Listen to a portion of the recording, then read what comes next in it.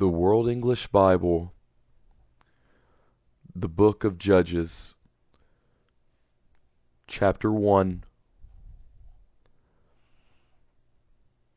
After the death of Joshua, the children of Israel asked of Yahweh, saying, Who should go up for us first against the Canaanites, to fight against them? Yahweh said, Judah shall go up. Behold, I have delivered the land into his hand. Judah said to Simeon his brother, Come up with me into my lot, that we might fight against the Canaanites, and I will likewise go with you into your lot. So Simeon went with him. Judah went up, and Yahweh delivered the Canaanites and the Perizzites into their hand. They struck 10,000 men in Bezek. They found Adoni-Bezek in Bezek, and they fought against him. They struck the Canaanites and the Perizzites. But Adoni-Bezek fled. They pursued him, caught him, and cut off his thumbs and his big toes. Adoni-Bezek said, 70 kings, having their thumbs and their big toes cut off, scavenged under my table. As I have done, so God has done to me. They brought him to Jerusalem, and he died there. The children of Judah fought against Jerusalem, took it, struck it with the edge of the sword, and set the city on fire. After that, the children of Judah went down to fight against the Canaanites who lived in the hill country, and in the south, and in the lowland. Judah went against the Canaanites who lived in Hebron. The name of Hebron before that was Kiriath Arba. They struck Sheshai, Ahiman, and Talmai. From there he went against the inhabitants of Debir. The name of Debir before that was Kiriath Sepher. Caleb said, I will give Akshah my daughter as wife to the man who strikes Kiriath Sepher and takes it. Othniel the son of Kenaz, Caleb's younger brother, took it, so he gave him Akshah his daughter as his wife. When she came, she got him to ask her father for a field. She dismounted from off of her donkey, and Caleb said to her, What would you like?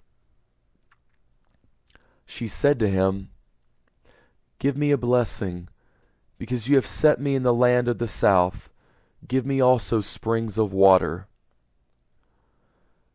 Then Caleb gave her the upper springs and the lower springs.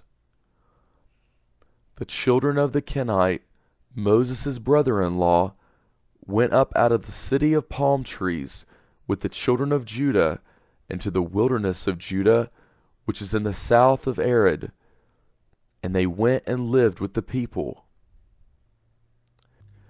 Judah went with Simeon his brother, and they struck the Canaanites who inhabited Zephath, and utterly destroyed it. The name of the city was called Hormah.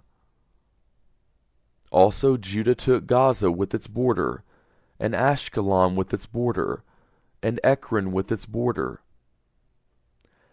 Yahweh was with Judah, and drove out the inhabitants of the hill country, for he could not drive out the inhabitants of the valley, because they had chariots of iron.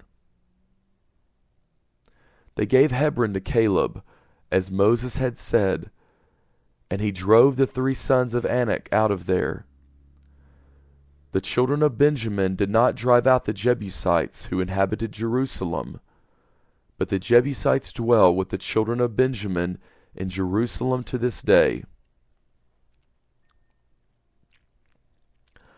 The house of Joseph also went up against Bethel, and Yahweh was with them. the house of Joseph sent to spy out Bethel. The name of the city before that was Luz.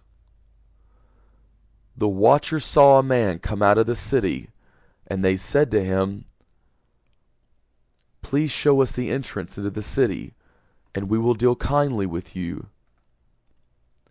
He showed them the entrance into the city, and they struck the city with the edge of the sword. But they let the man and all his family go. The man went into the land of the Hittites, built a city, and called its name Luz, which is its name to this day.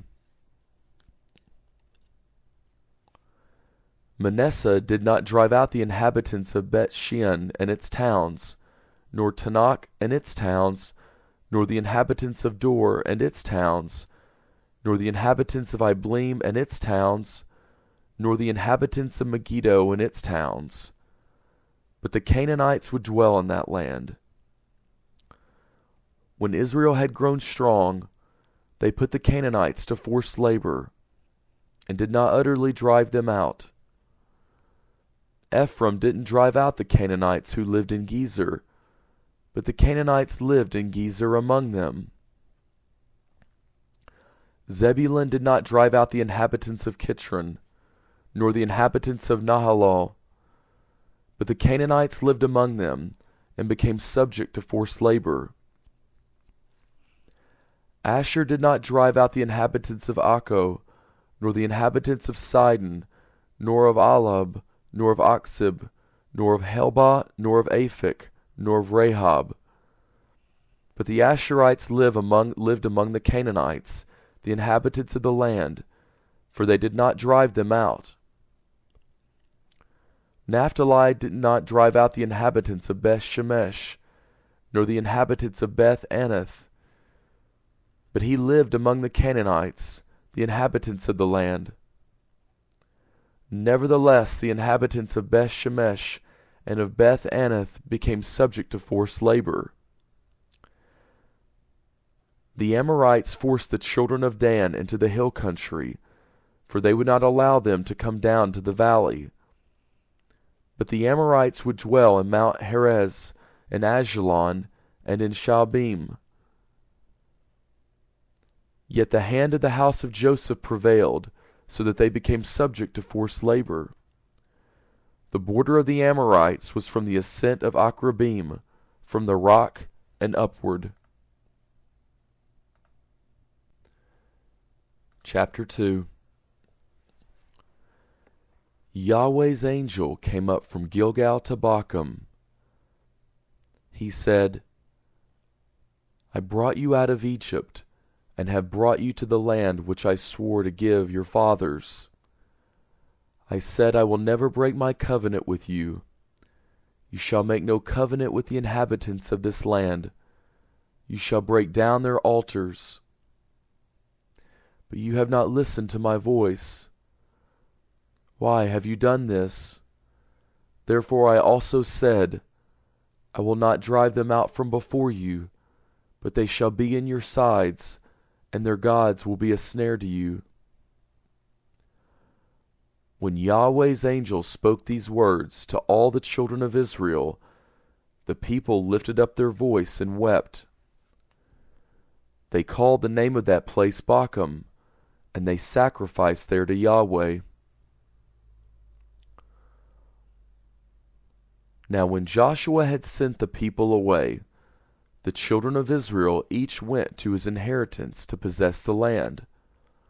The people served Yahweh all the days of Joshua, and all the days of the elders who outlived Joshua, who had seen all the great work of Yahweh that he had worked for Israel. Joshua the son of Nun, the servant of Yahweh, died, being 110 years old. They buried him in the border of his inheritance, in Timnath-Heres, in the hill country of Ephraim, on the north of the mountain of Gash. After all that generation were gathered to their fathers, another generation arose after them, who did not know Yahweh, nor the work which he had done for Israel.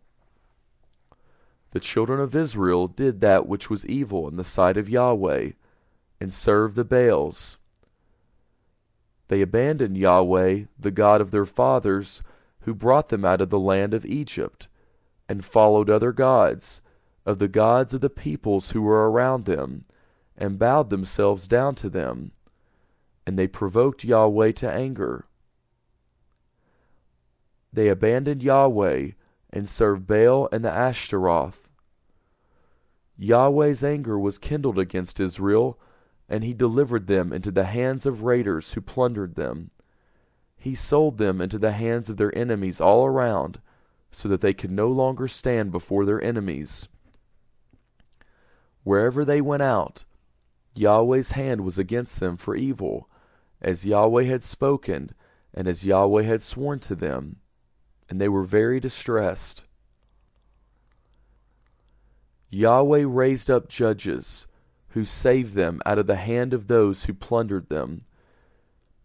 Yet they did not listen to their judges, for they prostituted themselves to other gods, and bowed themselves down to them.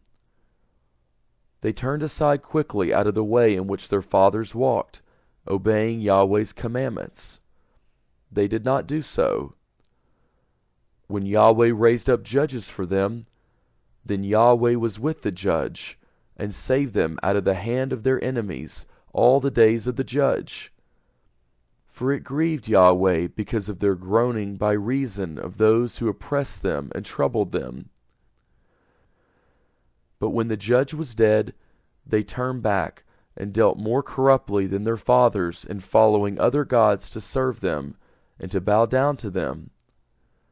They did not cease what they were doing, nor their stubborn ways. Yahweh's anger was kindled against Israel, and he said, "Because this nation transgressed my covenant which I commanded their fathers, and did not listen to my voice, I also will no longer drive out any of the nations that Joshua left when he died from before them, that by them I may test Israel, to see if they will keep Yahweh's way to walk therein, as their fathers kept it or not." So Yahweh left those nations, without driving them out hastily. He did not deliver them into Joshua's hand. Chapter 3. Now these are the nations which Yahweh left, to test Israel by them, even as many as had not known all the wars of Canaan, only that the generations of the children of Israel might know, to teach them war, at least those who knew nothing of it before.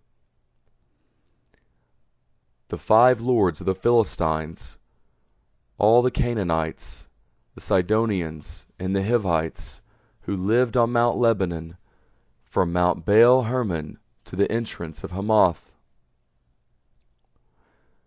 They were left to test Israel by them, to know whether they would listen to Yahweh's commandments, which he commanded their fathers by Moses. The children of Israel lived among the Canaanites, the Hittites, the Amorites, the Perizzites, the Hivites, and the Jebusites.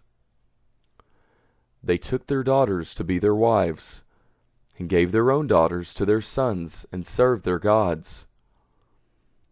The children of Israel did that which was evil in the sight of Yahweh, and forgot Yahweh their God, and served the Baals and the Ashtaroth. Therefore Yahweh's anger was kindled against Israel, and he sold them into the hand of Cushan-Rishathaim, king of Mesopotamia. And the children of Israel served Cushan-Rishathaim 8 years. When the children of Israel cried to Yahweh, Yahweh raised up a Savior to the children of Israel, who saved them, even Othniel the son of Kenaz, Caleb's younger brother.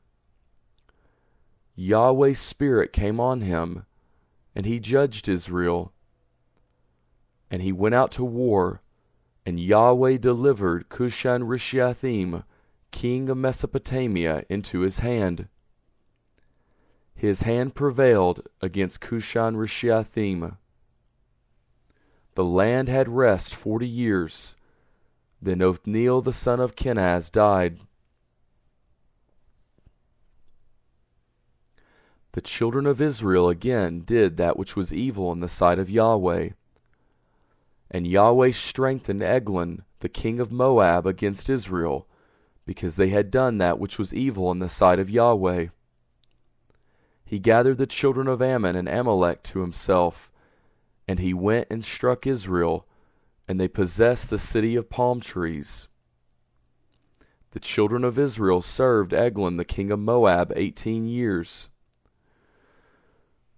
But when the children of Israel cried to Yahweh, Yahweh raised up a Savior for them, Ehud the son of Gera, the Benjamite, a left-handed man.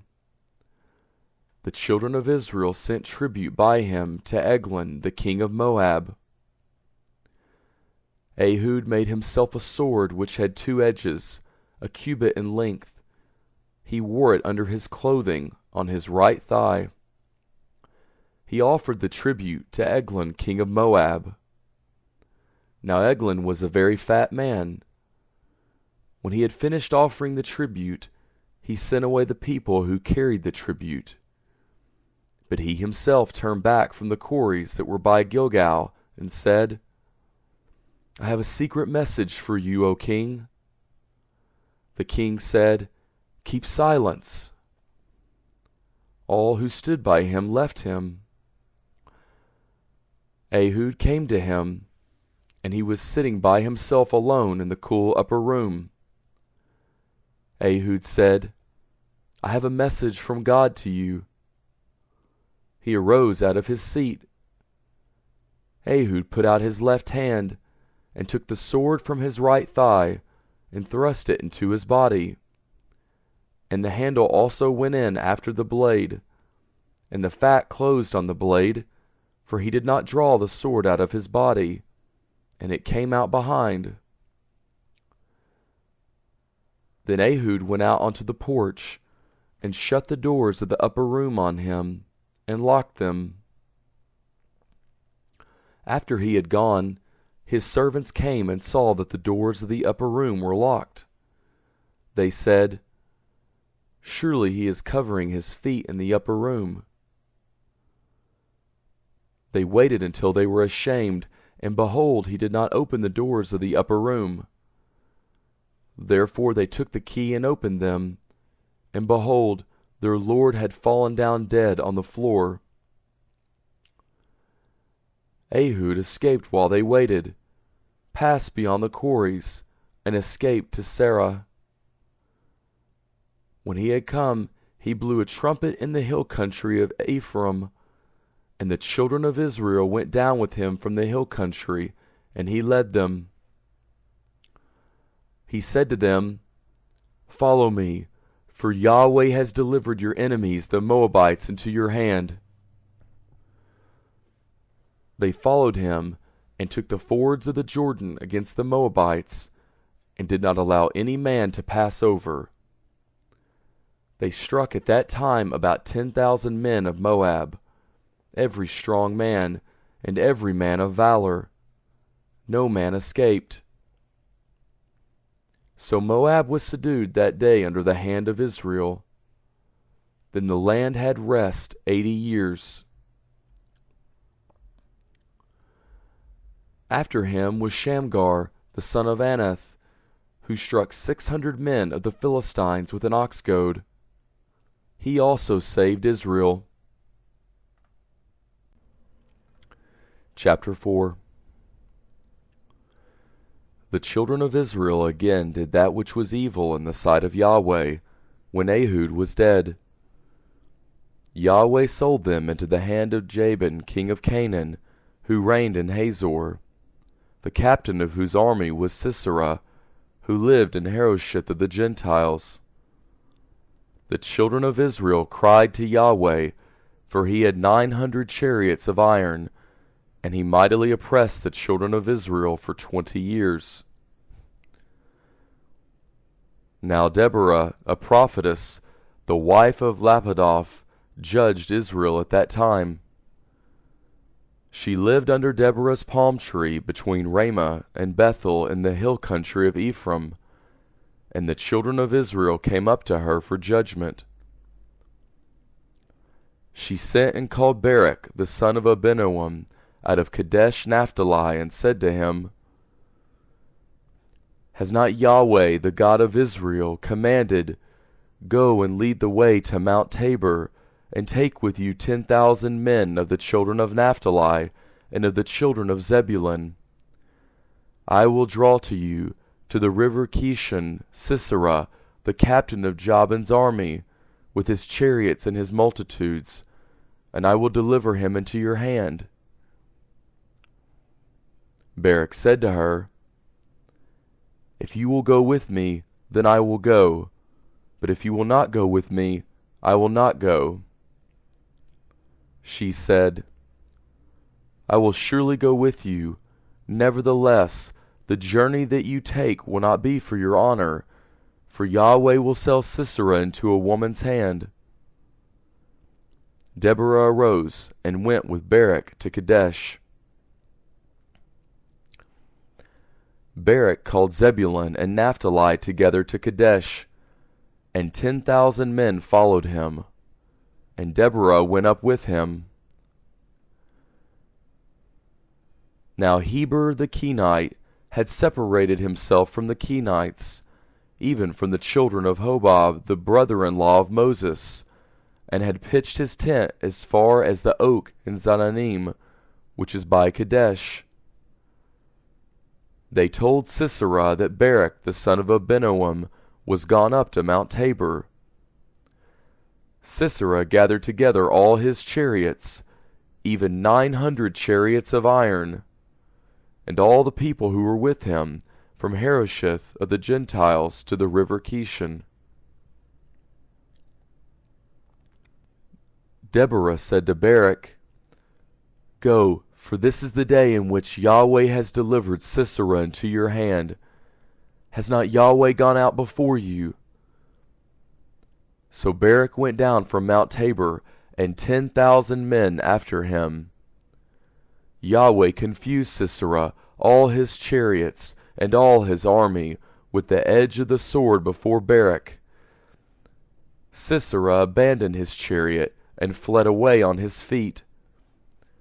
But Barak pursued the chariots and the army to Harosheth of the Gentiles, and all the army of Sisera fell by the edge of the sword. There was not a man left.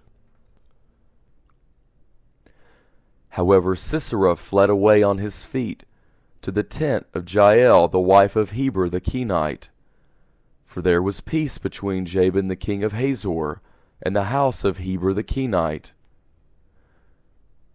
Jael went out to meet Sisera, and said to him, Turn in, my lord, turn in to me. Do not be afraid. He came into her into the tent, and she covered him with a rug. He said to her, Please give me a little water to drink, for I am thirsty. She opened a bottle of milk, and gave him a drink, and covered him. He said to her, Stand in the door of the tent, and if any man comes and inquires of you, and says, Is there any man here? You shall say, No. Then Jael Heber's wife took a tent peg, and took a hammer in her hand, and went softly to him, and struck the pin into his temples, and it pierced through into the ground. For he was in a deep sleep, so he fainted and died. Behold, as Barak pursued Sisera, Jael came out to meet him, and said to him, Come, and I will show you the man whom you seek. He came to her, and behold, Sisera lay dead, and the tent peg was in his temples. So God subdued Jabin the king of Canaan before the children of Israel on that day. The hand of the children of Israel prevailed more and more against Jabin the king of Canaan, until they had destroyed Jabin king of Canaan. Chapter 5. Then Deborah and Barak, the son of Abinoam, sang on that day, saying, because the leaders took the lead in Israel, because the people offered themselves willingly, be blessed, Yahweh. Hear, you kings, give ear, you princes. I, even I, will sing to Yahweh. I will sing praise to Yahweh, the God of Israel. Yahweh, when you went out of Seir, when you marched out of the field of Edom, the earth trembled, the sky also dropped. Yes, the clouds dropped water. The mountains quaked Yahweh's presence, even Sinai at the presence of Yahweh, the God of Israel. In the days of Shamgar, the son of Anath, in the days of Jael, the highways were unoccupied. The travelers walked through byways. The rulers ceased in Israel. They ceased until I, Deborah, arose, until I arose a mother in Israel. They chose new gods. Then war was in the gates. Was there a shield or spear seen among 40,000 in Israel? My heart is toward the governors of Israel, who offered themselves willingly among the people. Bless Yahweh. Speak, you who ride on white donkeys, you who sit on rich carpets, and you who walk by the way, far from the noise of archers and the places of drawing water. There they will rehearse Yahweh's righteous acts, the righteous acts of his rule in Israel. Then Yahweh's people went down to the gates. Awake, awake, Deborah. Awake, awake, utter a song. Arise, Barak, and lead away your captives, you, son of Abinoam. Then a remnant of the nobles and the people came down. Yahweh came down for me against the mighty. Those whose root is in Amalek came out of Ephraim, after you, Benjamin, among your peoples. Governors came down out of Machir. Those who handle the martial staff came out of Zebulun. The princes of Issachar were with Deborah. As was Issachar, so was Barak. They rushed into the valley at his feet. By the watercourses of Reuben there were great resolves of heart. Why did you sit among the sheepfolds, to hear the whistlings for the flocks? At the watercourses of Reuben there were great searchings of heart. Gilead lived beyond the Jordan. Why did Dan remain in ships? Asher sat still at the haven of the sea, and lived by his creeks. Zebulun was a people that jeopardized their lives to the death. Naphtali also, on the high places of the field. The kings came and fought. Then the kings of Canaan fought at Tanakh by the waters of Megiddo. They took no plunder of silver. From the sky the stars fought. From their courses they fought against Sisera. The river Kishon swept them away, that ancient river, the river Kishon. My soul, march on with strength. Then the horse hoofs stamped because of the prancing of their strong ones. Curse Meroz, said Yahweh's angel. Curse bitterly its inhabitants, because they did not come to help Yahweh against the mighty. Jael shall be blessed above women, the wife of Heber the Kinaite. Blessed shall she be above women in the tent. He asked for water, she gave him milk. She brought him butter in a lordly dish. She put her hand to the tent peg, her right hand to the workman's hammer. With the hammer she struck Sisera. She struck through his head. Yes, she pierced and struck through his temples. At her feet he bowed, he fell, he lay. At her feet he bowed, he fell. Where he bowed, there he fell down dead. Through the windows she looked out and cried. Sisera's mother looked through the lattice. Why is his chariot so long in coming? Why do the wheels of his chariots wait? Her wise ladies answered her. Yes, she returned answer to herself. Have they not found? Have they not divided the plunder? a lady, 2 ladies to every man, to Sisera a plunder of dyed garments, a plunder of dyed garments embroidered, on both sides, on the necks of the plunder. So let all your enemies perish, Yahweh, but let those who love him be as the sun when it rises in its strength. Then the land had rest 40 years. Chapter 6.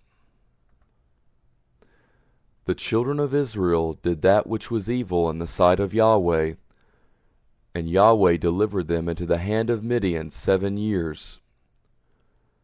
The hand of Midian prevailed against Israel, and because of Midian the children of Israel made themselves the dens which are in the mountains, and the caves and the strongholds. So it was, when Israel had sown, that the Midianites, the Amalekites, and the children of the east came up against them. They camped against them, and destroyed the increase of the earth, until you come to Gaza. They left no sustenance in Israel, and no sheep, ox, or donkey. For they came up with their livestock and their tents. They came in as locusts for multitude. Both they and their camels were without number, and they came into the land to destroy it. Israel was brought very low because of Midian, and the children of Israel cried to Yahweh. When the children of Israel cried to Yahweh because of Midian, Yahweh sent a prophet to the children of Israel, and he said to them, Thus says Yahweh, the God of Israel, I brought you up from Egypt, and brought you out of the house of bondage. I delivered you out of the hand of the Egyptians, and out of the hand of all who oppressed you, and drove them out from before you, and gave you their land. I said to you, I am Yahweh your God. You shall not fear the gods of the Amorites, in whose land you dwell. But you have not listened to my voice. Yahweh's angel came, and sat under the yoke which was in Ophrah, that belonged to Joash the Abezrite. His son Gideon was beating out wheat in the winepress, to hide it from the Midianites. Yahweh's angel appeared to him, and said to him, Yahweh is with you, you mighty man of valor. Gideon said to him, O my Lord, if Yahweh is with us, why then has all this happened to us? Where are all his wondrous works which our fathers told us, saying, Did not Yahweh bring us up from Egypt? But now Yahweh has cast us off, and delivered us into the hand of Midian. Yahweh looked at him and said, Go in this your might, and save Israel from the hand of Midian. Haven't I sent you? He said to him, O Lord, how shall I save Israel? Behold, my family is the poorest in Manasseh, and I am the least in my father's house. Yahweh said to him, Surely I will be with you, and you shall strike the Midianites as one man. He said to him, If now I have found favor in your sight, then show me a sign that it is you who talk with me. Please do not go away until I come to you and bring out my present and lay it before you.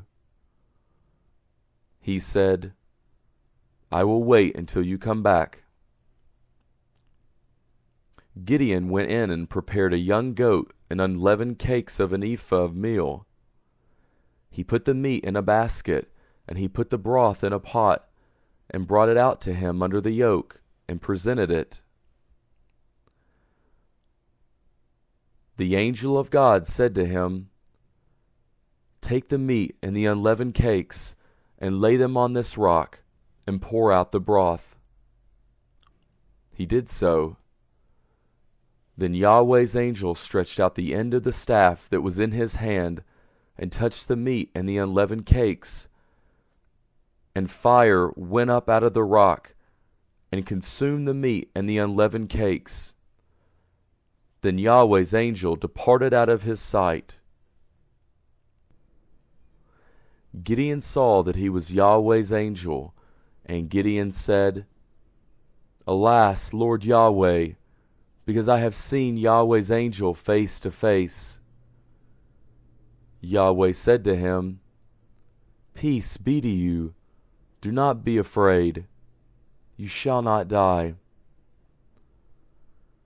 Then Gideon built an altar there to Yahweh, and called it, Yahweh is peace. To this day it is still in Ophrah of the Abiezrites. That same night Yahweh said to him, Take your father's bull, even the second bull 7 years old, and throw down the altar of Baal that your father has, and cut down the Ashereth that is by it. Then build an altar to Yahweh your God on the top of this stronghold, in an orderly way, and take the second bull, and offer a burnt offering with the wood of the Asherah which you shall cut down. Then Gideon took 10 men of his servants, and did as Yahweh had spoken to him. Because he feared his father's household and the men of the city, he could not do it by day, but he did it by night. When the men of the city arose early in the morning, behold, the altar of Baal was broken down, and the Asherah was cut down that was by it, and the second bull was offered on the altar that was built. They said to one another, Who has done this thing? When they inquired and asked, they said, Gideon the son of Joash has done this thing. Then the men of the city said to Joash, Bring out your son, that he may die, because he has broken down the altar of Baal, and because he has cut down the Asherah that was by it. Joash said to all who stood against him, Will you contend for Baal, or will you save him? He who will contend for him, let him be put to death by morning. If he is a god, let him contend for himself, because someone has broken down his altar. Therefore on that day he named him Jerubbaal, saying, Let Baal contend against him, because he has broken down his altar. Then all the Midianites and the Amalekites and the children of the east assembled themselves together, and they passed over and encamped in the valley of Jezreel. But Yahweh's Spirit came on Gideon, and he blew a trumpet, and Abiezer was gathered together to follow him. He sent messengers throughout all Manasseh, and they also were gathered together to follow him. He sent messengers to Asher, and to Zebulun, and to Naphtali, and they came up to meet him. Gideon said to God, If you will save Israel by my hand, as you have spoken, behold, I will put a fleece of wool on the threshing floor. If there is dew on the fleece only, and it is dry on all the ground, then shall I know that you will save Israel by my hand, as you have spoken. It was so, for he rose up early on the next day, and pressed the fleece together, and wrung the dew out of the fleece, a bowl full of water. Gideon said to God, Do not let your anger be kindled against me, and I will speak but this once. Please let me make a trial just this once with the fleece. Let it now be dry only on the fleece, and on all the ground let there be dew. God did so that night, for it was dry on the fleece only, and there was dew on all the ground. Chapter 7. Then Jerubbaal, who is Gideon, and all the people who were with him, rose up early and encamped beside the spring of Harod. Midian's camp was on the north side of them, by the hill of Morah, in the valley. Yahweh said to Gideon, "The people who are with you are too many for me to give the Midianites into their hand, lest Israel brag against me, saying, 'My own hand has saved me.' Now therefore proclaim in the ears of the people, saying, 'Whoever is fearful and trembling, let him return and depart from Mount Gilead.'" So 22,000 of the people returned, and 10,000 remained. Yahweh said to Gideon, "There are still too many people. Bring them down to the water, and I will test them for you there. It shall be that those whom I tell you, this shall go with you, the same shall go with you, and whoever I tell you, this shall not go with you, the same shall not go." So he brought down the people to the water, and Yahweh said to Gideon, "Every one who laps of the water with his tongue, like a dog laps, you shall set him by himself. Likewise, every one who bows down on his knees to drink." The number of those who lapped, putting their hand to their mouth, was 300 men. But all the rest of the people bowed down on their knees to drink water. Yahweh said to Gideon, "By the 300 men who lapped will I save you, and deliver the Midianites into your hand. Let all the other people go, each to his own place." So the people took food in their hand and their trumpets, and he sent all the men of Israel, every man to his tent, but retained the 300 men. And the camp of Midian was beneath him in the valley. That same night Yahweh said to him, "Arise, go down into the camp, for I have delivered it into your hand. But if you are afraid to go down, go with Purah your servant down to the camp. You will hear what they say, and afterward your hands will be strengthened to go down into the camp." Then he went down with Purah his servant to the outermost part of the armed men who were in the camp.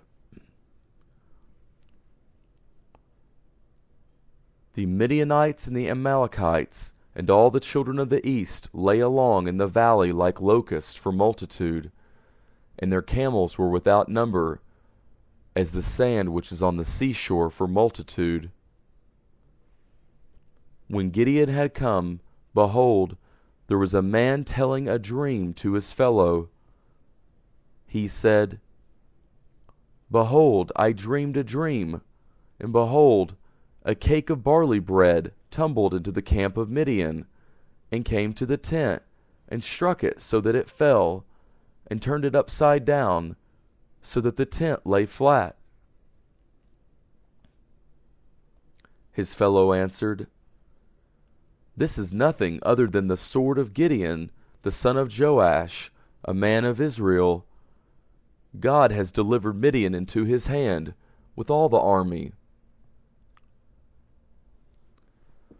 It was so, when Gideon heard the telling of the dream and its interpretation, that he worshipped. Then he returned into the camp of Israel and said, "Arise, for Yahweh has delivered the army of Midian into your hand." He divided the 300 men into 3 companies, and he put into the hands of all of them trumpets and empty pitchers, with torches within the pitchers. He said to them, "Watch me, and do likewise. Behold, when I come to the outermost part of the camp, it shall be that as I do, so you shall do. When I blow the trumpet, I and all who are with me, Then blow the trumpets also on every side of all the camp, and shout, For Yahweh and for Gideon. So Gideon and the 100 men who were with him came to the outermost part of the camp in the beginning of the middle watch, when they had but newly set the watch. Then they blew the trumpets, and broke in pieces the pitchers that were in their hands. The 3 companies blew the trumpets, broke the pitchers, and held the torches in their left hands, and the trumpets in their right hands with which to blow. And they shouted,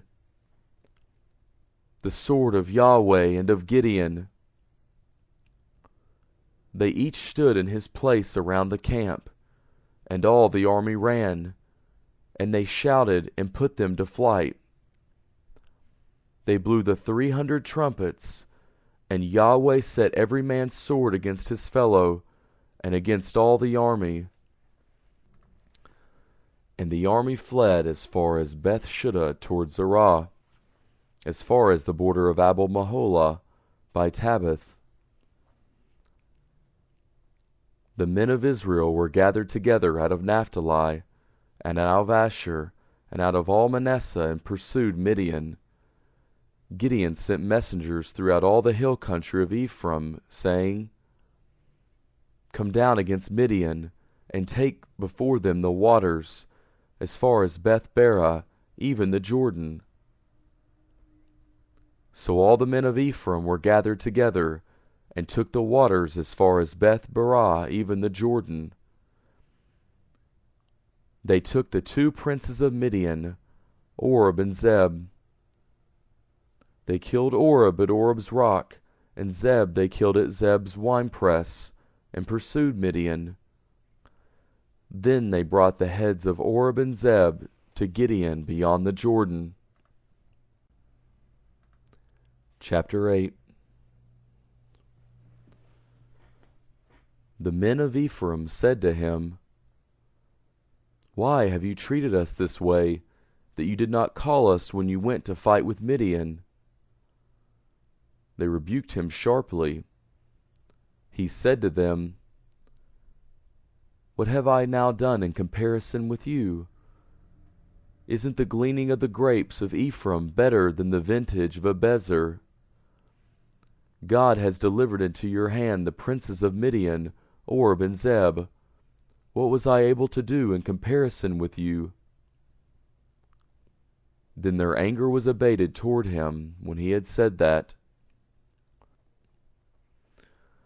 Gideon came to the Jordan, and passed over, he and the 300 men who were with him, faint yet pursuing. He said to the men of Succoth, Please give loaves of bread to the people who follow me, for they are faint, and I am pursuing after Zebah and Zalmunna, the kings of Midian. The princes of Succoth said, Are the hands of Zebah and Zalmunna now in your hand, that we should give bread to your army? Gideon said, Therefore when Yahweh has delivered Zebah and Zalmunna into my hand, then I will tear your flesh with the thorns of the wilderness and with briars. He went up there to Penuel, and spoke to them in the same way. And the men of Penuel answered him as the men of Succoth had answered. He spoke also to the men of Penuel, saying, When I come again in peace, I will break down this tower. Now Zebah and Zalmunna were in Karkor, and their armies with them, about 15,000 men, all who were left of the army of the children of the east. For there fell 120,000 men who drew sword. Gideon went up by the way of those who lived in tents on the east of Nobah and Jogbehah, and struck the army, for the army was secure. Zebah and Zalmunna fled, and he pursued them. He took the 2 kings of Midian, Zebah and Zalmunna, and confused all the army. Gideon the son of Joash returned from the battle from the ascent of Heres. He caught a young man of the men of Succoth and inquired of him, and he described for him the princes of Succoth and its elders, 77 men. He came to the men of Succoth and said, See Zebah and Zalmunna, concerning whom you taunted me, saying, Are the hands of Zebah and Zalmunna now in your hand, that we should give bread to your men who are weary? He took the elders of the city, and thorns of the wilderness and briars, and with them he taught the men of Succoth. He broke down the tower of Penuel, and killed the men of the city. Then he said to Zebah and Zalmunna, What kind of men were they whom you killed at Tabor? They answered, They were like you. Each one resembled the children of a king. He said, They were my brothers, the sons of my mother. As Yahweh lives, if you had saved them alive, I would not kill you. He said to Jether his firstborn, Get up and kill them. But the youth did not draw his sword, for he was afraid, because he was yet a youth. Then Zebah and Zalmunna said, Rise and fall on us, for as the man is, so is his strength. Gideon arose and killed Zebah and Zalmunna, and took the crescents that were on their camels' necks.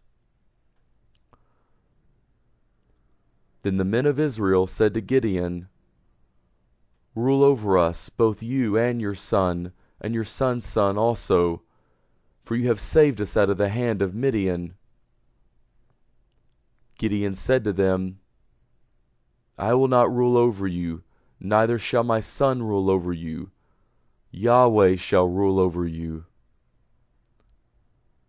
Gideon said to them, I do have a request, that you would each give me the earrings of his plunder, for they had golden earrings, because they were Ishmaelites. They answered, We will willingly give them. They spread a garment, and every man threw the earrings of his plunder into it. The weight of the golden earrings that he requested was 1,700 shekels of gold, besides the crescents and the pendants and the purple clothing that was on the kings of Midian, and besides the chains that were about their camels' necks. Gideon made an ephod out of it, and put it in Ophrah his city. Then all Israel played the prostitute with it there, and it became a snare to Gideon and to his house. So Midian was subdued before the children of Israel, and they lifted up their heads no more. The land had rest 40 years in the days of Gideon. Jerubbaal the son of Joash went and lived in his own house. Gideon had 70 sons conceived from his body, for he had many wives. His concubine who was in Shechem also bore him a son, and he named him Abimelech. Gideon the son of Joash died in a good old age, and was buried in the tomb of Joash his father, in Ophrah of the Abiezrites. As soon as Gideon was dead, the children of Israel turned again, and played the prostitute following the Baals, and made Baal-berith their god.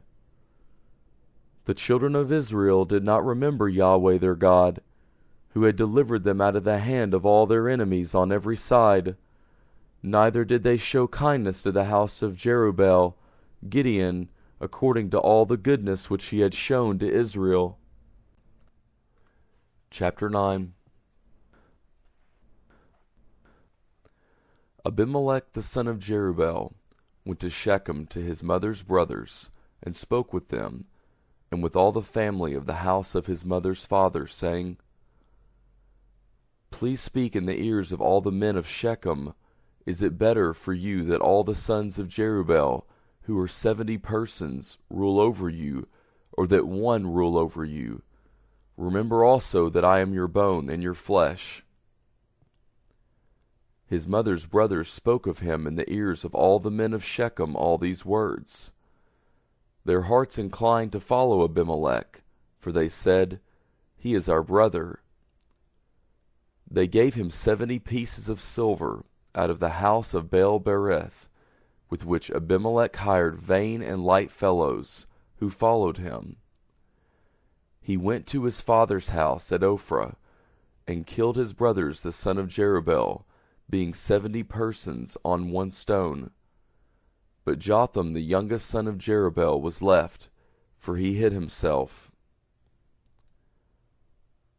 All the men of Shechem assembled themselves together, and all the house of Milo, and went and made Abimelech king, by the oak of the pillar that was in Shechem. When they told it to Jotham, he went and stood on the top of Mount Gerizim, and lifted up his voice, and cried, and said to them, "Listen to me, you men of Shechem, that God may listen to you. The trees sent out to anoint a king over themselves. They said to the olive tree, 'Reign over us.' But the olive tree said to them, 'Should I leave my fatness, with which they honor God and man by me, and go to wave back and forth over the trees?' The trees said to the fig tree, 'Come and reign over us.' But the fig tree said to them, 'Should I leave my sweetness and my good fruit, and go to wave back and forth over the trees?' The trees said to the vine, 'Come and reign over us.' The vine said to them, 'Should I leave my new wine, which cheers God and man, and go to wave back and forth over the trees?' Then all the trees said to the bramble, 'Come and reign over us.' The bramble said to the trees, 'If in truth you anoint me king over you, then come and take refuge in my shade, and if not, let fire come out of the bramble, and devour the cedars of Lebanon.'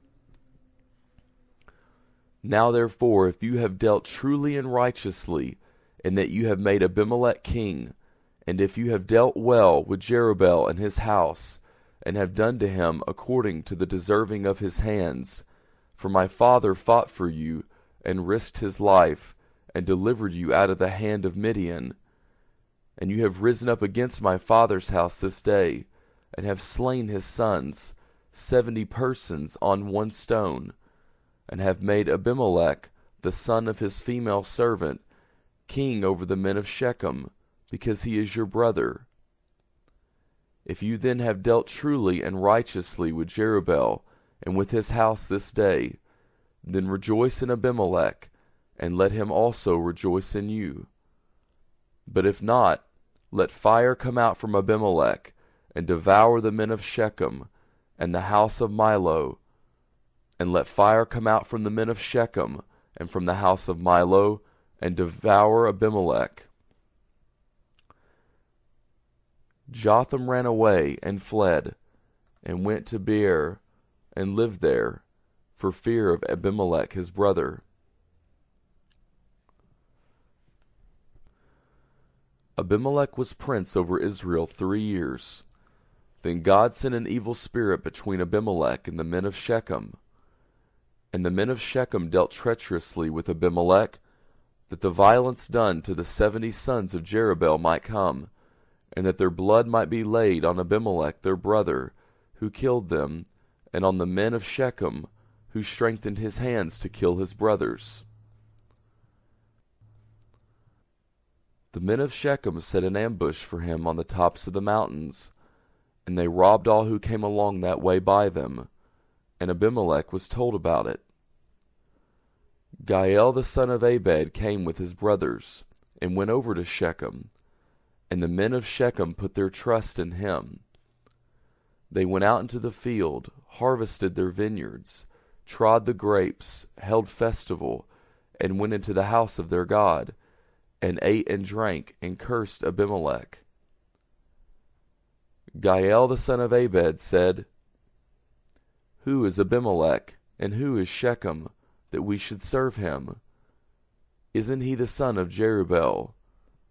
Isn't Zebul his officer? Serve the men of Hamor, the father of Shechem. But why should we serve him? I wish that this people were under my hand, then I would remove Abimelech. He said to Abimelech, Increase your army and come out. When Zebul the ruler of the city heard the words of Gael the son of Abed, his anger was kindled. He sent messengers to Abimelech craftily, saying, Behold, Gael the son of Abed and his brothers have come to Shechem, and behold, they incite the city against you. Now therefore go up by night, you and the people who are with you, and lie in wait in the field. It shall be that in the morning, as soon as the sun is up, you shall rise early and rush on the city. Behold, when he and the people who are with him come out against you, then may you do to them as you shall find occasion. Abimelech rose up, and all the people who were with him, by night, and they laid wait against Shechem in 4 companies. Gael the son of Abed went out, and stood in the entrance of the gate of the city. Abimelech rose up, and the people who were with him, from the ambush. When Gael saw the people, he said to Zebul, Behold, people are coming down from the tops of the mountains. Zebul said to him, You see the shadow of the mountains as if they were men. Gael spoke again and said, Behold, people are coming down by the middle of the land, and one company comes by the way of the oak of Meonim. Then Zebul said to him, Now where is your mouth that you said, Who is Abimelech that we should serve him? Isn't this the people that you have despised? Please go out now and fight with them. Gael went out before the men of Shechem and fought with Abimelech. Abimelech chased him, and he fled before him, and many fell wounded, even to the entrance of the gate. Abimelech lived at Aramah, and Zebul drove out Gael and his brothers, that they should not dwell in Shechem. On the next day, the people went out into the field, and they told Abimelech. He took the people and divided them into 3 companies, and laid wait in the field. And he looked, and behold, the people came out of the city. So he rose up against them and struck them. Abimelech and the companies that were with him rushed forward, and stood in the entrance of the gate of the city. And the 2 companies rushed on all who were in the field, and struck them. Abimelech fought against the city all that day, and he took the city, and killed the people in it. He beat down the city, and sowed it with salt.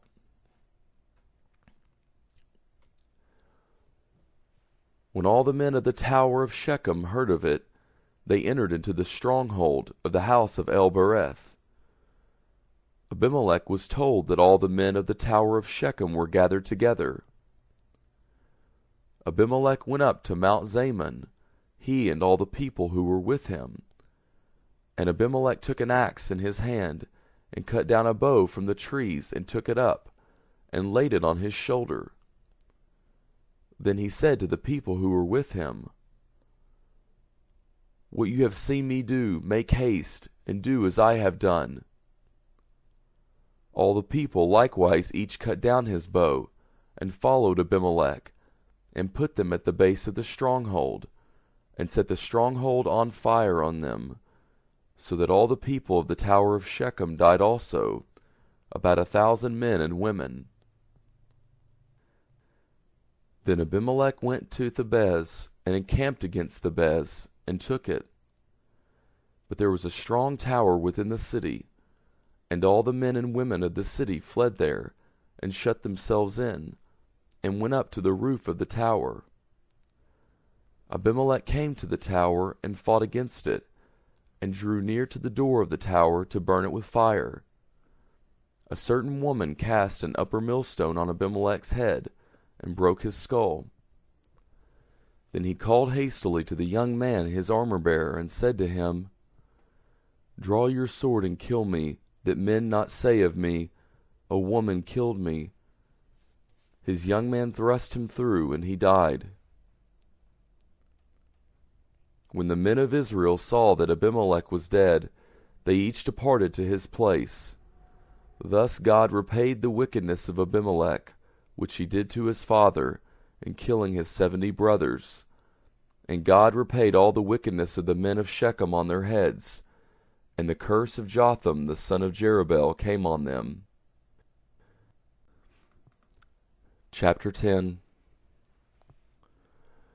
After Abimelech, Tola the son of Puah, the son of Dodo, a man of Issachar, arose to save Israel. He lived in Shamir in the hill country of Ephraim. He judged Israel 23 years, and died, and was buried in Shamir.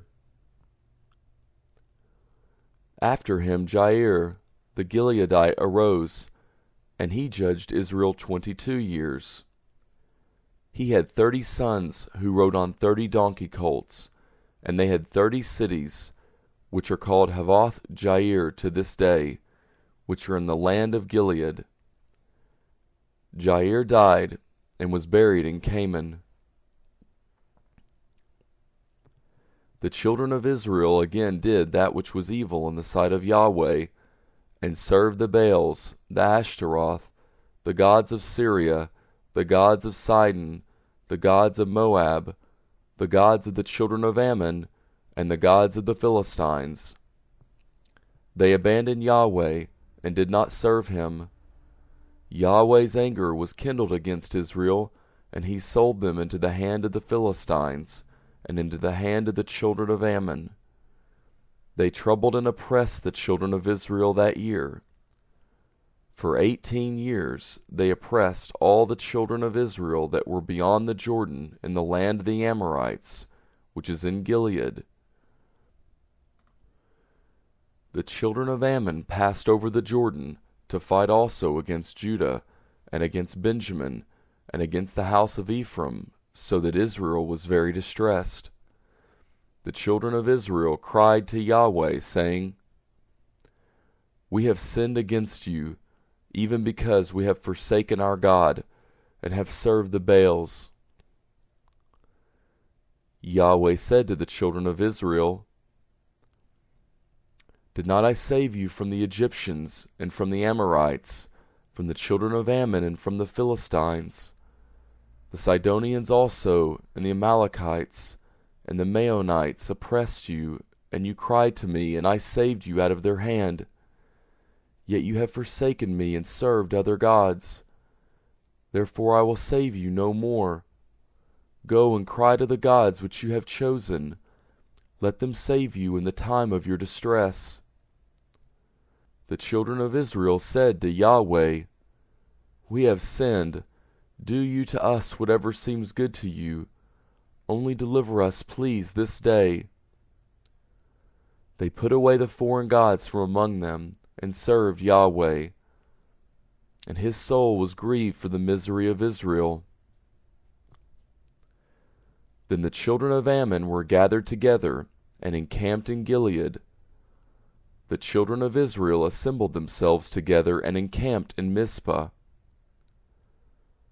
The people, the princes of Gilead, said to one another, Who is the man who will begin to fight against the children of Ammon? He shall be head over all the inhabitants of Gilead. Chapter 11. Now Jephthah the Gileadite was a mighty man of valor, and he was the son of a prostitute.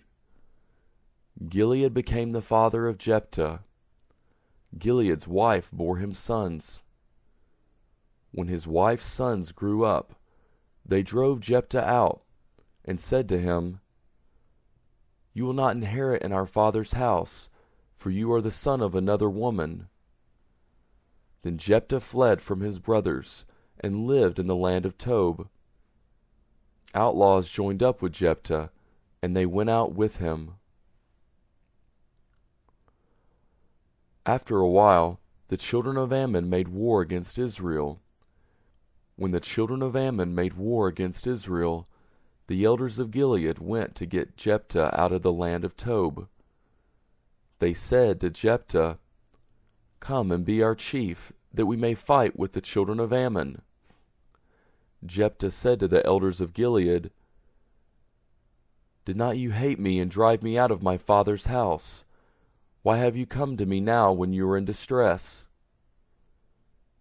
The elders of Gilead said to Jephthah, "Therefore we have turned again to you now, that you may go with us and fight with the children of Ammon.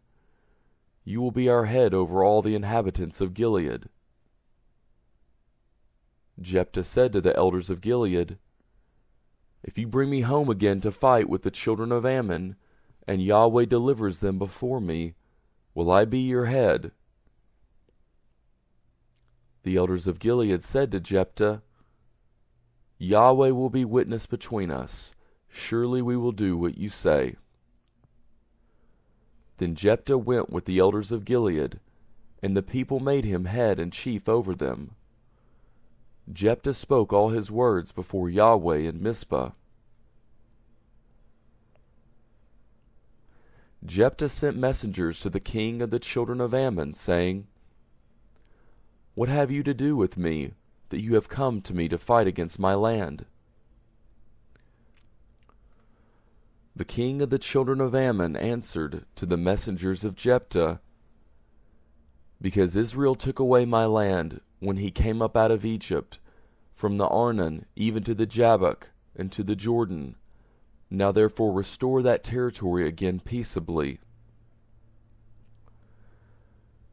Jephthah sent messengers again to the king of the children of Ammon, and he said to him, "Thus says Jephthah, Israel did not take away the land of Moab, nor the land of the children of Ammon, but when they came up from Egypt, and Israel went through the wilderness to the Red Sea, and came to Kadesh, then Israel sent messengers to the king of Edom, saying, Please let me pass through your land. But the king of Edom did not listen.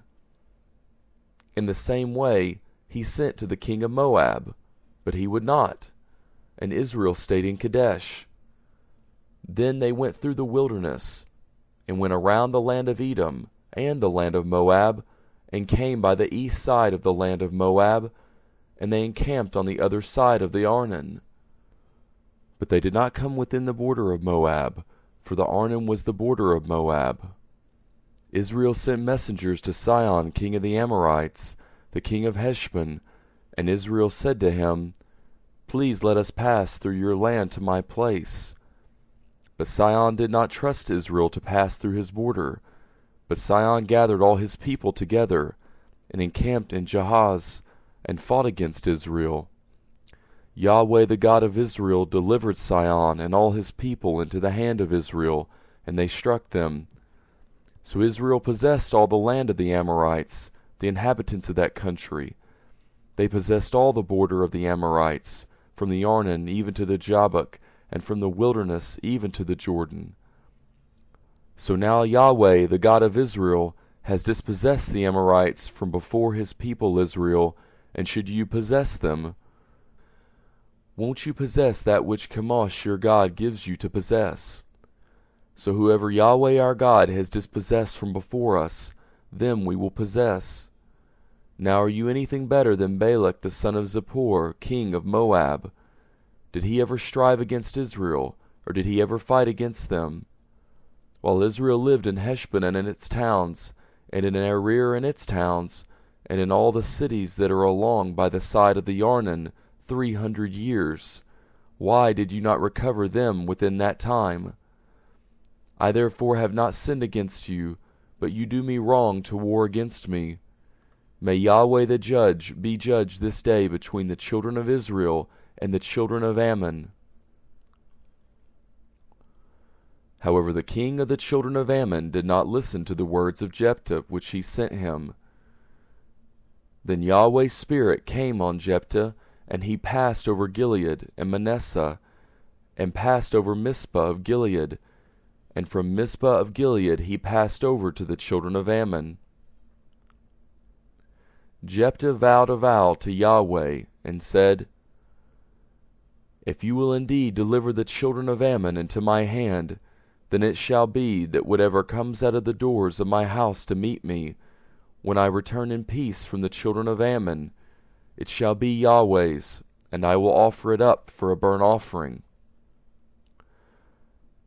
So Jephthah passed over to the children of Ammon to fight against them, and Yahweh delivered them into his hand.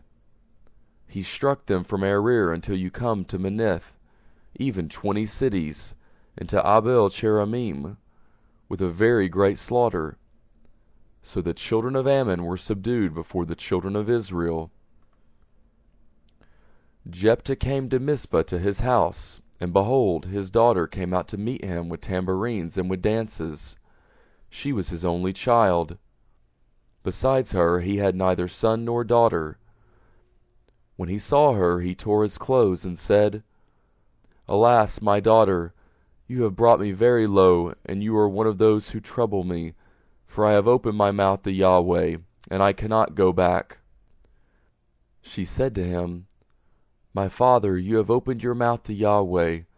Do to me according to that which has proceeded out of your mouth, because Yahweh has taken vengeance for you on your enemies, even on the children of Ammon. She said to her father, Let this thing be done for me. Leave me alone 2 months, that I may depart and go down on the mountains, and bewail my virginity, I and my companions. He said, Go. He sent her away for 2 months, and she departed, she and her companions, and mourned her virginity on the mountains. At the end of 2 months she returned to her father, who did with her according to his vow which he had vowed. She was a virgin. It was a custom in Israel that the daughters of Israel went yearly to celebrate the daughter of Jephthah the Gileadite 4 days in a year. Chapter 12. The men of Ephraim were gathered together and passed northward, and they said to Jephthah, Why did you pass over to fight against the children of Ammon, and did not call us to go with you? We will burn your house around you with fire. Jephthah said to them, I and my people were at great strife with the children of Ammon, and when I called you, you did not save me out of their hand. When I saw that you did not save me, I put my life in my hand, and passed over against the children of Ammon, and Yahweh delivered them into my hand. Why then have you come up to me this day, to fight against me? Then Jephthah gathered together all the men of Gilead, and fought with Ephraim. The men of Gilead struck Ephraim, because they said, You are fugitives of Ephraim, you Gileadites, in the middle of Ephraim, and in the middle of Manasseh. The Gileadites took the fords of the Jordan against the Ephraimites. When the fugitives of Ephraim said, Let me go over, the men of Gilead said to him, Are you an Ephraimite? If he said, No, then they said to him, Now say Shibboleth. And he said, Sibboleth, for he could not manage to pronounce it right. Then they seized him and killed him at the fords of the Jordan. At that time 42,000 of Ephraim fell. Jephthah judged Israel 6 years. Then Jephthah the Gileadite died, and was buried in the cities of Gilead. After him Ibzan of Bethlehem judged Israel. He had 30 sons, and 30 daughters he sent outside his clan, and 30 daughters he brought in from outside his clan for his sons. He judged Israel 7 years. Ibzan died and was buried at Bethlehem. After him Elon the Zebulunite judged Israel, and he judged Israel 10 years. Elon the Zebulunite died, and was buried in Ajalon in the land of Zebulun. After him Abdon the son of Hillel the Pirathonite judged Israel. He had 40 sons and 30 sons' sons, who rode on 70 donkey colts. He judged Israel 8 years. Abdon the son of Hillel the Pirathonite died, and was buried in Pirathon in the land of Ephraim, in the hill country of the Amalekites. Chapter 13. The children of Israel again did that which was evil in the sight of Yahweh, and Yahweh delivered them into the hand of the Philistines 40 years. There was a certain man of Zorah, of the family of the Danites, whose name was Manoah, and his wife was barren and childless.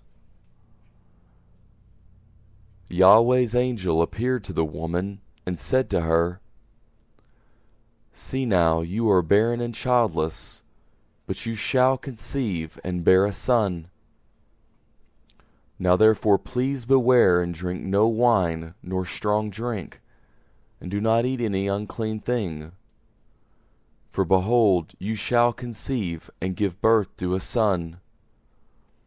No razor shall come on his head, for the child shall be a Nazarite to God from the womb. He shall begin to save Israel out of the hand of the Philistines.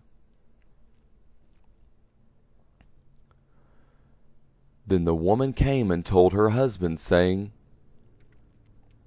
A man of God came to me, and his face was like the face of the angel of God, very awesome.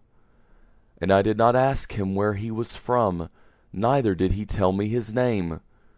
But he said to me, Behold, you shall conceive and bear a son, and now drink no wine nor strong drink, and do not eat any unclean thing. For the child shall be a Nazarite to God from the womb to the day of his death. Then Manoah entreated Yahweh and said, O Lord, please let the man of God whom you sent come again to us, and teach us what we should do to the child who shall be born. God listened to the voice of Manoah, and the angel of God came again to the woman as she sat in the field. But Manoah her husband was not with her. The woman hurried and ran, and told her husband, and said to him, Behold, the man who came to me that day has appeared to me. Manoah arose and followed his wife, and came to the man, and said to him, Are you the man who spoke to my wife? He said, I am. Manoah said, Now let your words happen. What shall the child's way of life and mission be? Yahweh's angel said to Manoah, Of all that I said to the woman let her beware. She may not eat of anything that comes of the vine, neither let her drink wine or strong drink, nor eat any unclean thing. Let her observe all that I commanded her.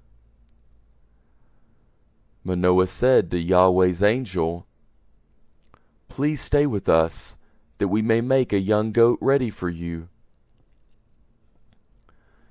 Yahweh's angel said to Manoah, Though you detain me, I will not eat your bread. If you will prepare a burnt offering, you must offer it to Yahweh. For Manoah did not know that he was Yahweh's angel. Manoah said to Yahweh's angel, What is your name, that when your words happen we may honor you? Yahweh's angel said to him, Why do you ask about my name, since it is wonderful? So Manoah took the young goat with the meal offering, and offered it on the rock to Yahweh. Then the angel did an amazing thing, as Manoah and his wife watched. For when the flame went up toward the sky from off the altar, Yahweh's angel ascended in the flame of the altar. Manoah and his wife watched, and they fell on their faces to the ground. But Yahweh's angel did not appear to Manoah or to his wife any more. Then Manoah knew that he was Yahweh's angel. Manoah said to his wife, "We shall surely die, because we have seen God." But his wife said to him, "If Yahweh were pleased to kill us, he would not have received a burnt offering and a meal offering at our hand, and he would not have shown us all these things, nor would he have told us such things as these at this time." The woman bore a son, and named him Samson. The child grew, and Yahweh blessed him. Yahweh's spirit began to move him in Mahane Dan, between Zorah and Eshtaol. Chapter 14.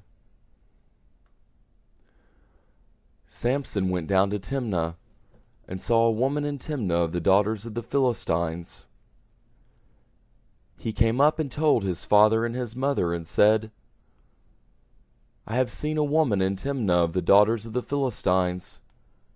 Now therefore get her for me as my wife." Then his father and his mother said to him, "Isn't there a woman among your brother's daughters, or among all my people, that you go to take a wife of the uncircumcised Philistines?" Samson said to his father, "Get her for me, for she pleases me well." But his father and his mother did not know that it was of Yahweh, for he sought an occasion against the Philistines. Now at that time the Philistines ruled over Israel. Then went Samson down with his father and his mother to Timnah, and came to the vineyards of Timnah. And behold, a young lion roared against him. Yahweh's spirit came mightily on him, and he tore him as he would have torn a young goat. And he had nothing in his hand, but he did not tell his father or his mother what he had done. He went down and talked with the woman, and she pleased Samson well. After a while he returned to take her, and he turned aside to see the carcass of the lion. And behold, there was a swarm of bees in the body of the lion, and honey. He took it into his hands, and went on, eating as he went. He came to his father and mother, and gave to them, and they ate. But he did not tell them that he had taken the honey out of the lion's body. His father went down to the woman, and Samson made a feast there, for so the young men used to do. When they saw him, they brought 30 companions to be with him. Samson said to them, "Let me tell you a riddle now. If you can declare it to me within the 7 days of the feast, and find it out, then I will give you 30 linen garments, and 30 changes of clothing. But if you cannot declare it to me, then you shall give me 30 linen garments, and 30 changes of clothing." They said to him, "Tell us your riddle, that we may hear it." He said to them, "Out of the eater came out food. Out of the strong came out sweetness." They could not in 3 days declare the riddle. On the 7th day they said to Samson's wife, "Entice your husband, that he may declare to us the riddle, lest we burn you and your father's house with fire. Have you called us to impoverish us? Isn't that so?" Samson's wife wept before him and said, "You just hate me, and you do not love me. You have told a riddle to the children of my people, and have not told it to me." He said to her, "Behold, I have not told my father or my mother, so why should I tell you?" She wept before him the 7 days while their feast lasted. And on the 7th day he told her, because she pressed him severely. And she told the riddle to the children of her people. The men of the city said to him on the 7th day before the sun went down, "What is sweeter than honey? What is stronger than a lion?" He said to them, "If you had not plowed with my heifer, you would have not found out my riddle." Yahweh's Spirit came mightily on him, and he went down to Ashkelon, and struck 30 men of them, and took their plunder, then gave the changes of clothing to those who declared the riddle. His anger was kindled, and he went up to his father's house. But Samson's wife was given to his companion who had been his friend. But Samson's wife was given to his companion who had been his friend. Chapter 15.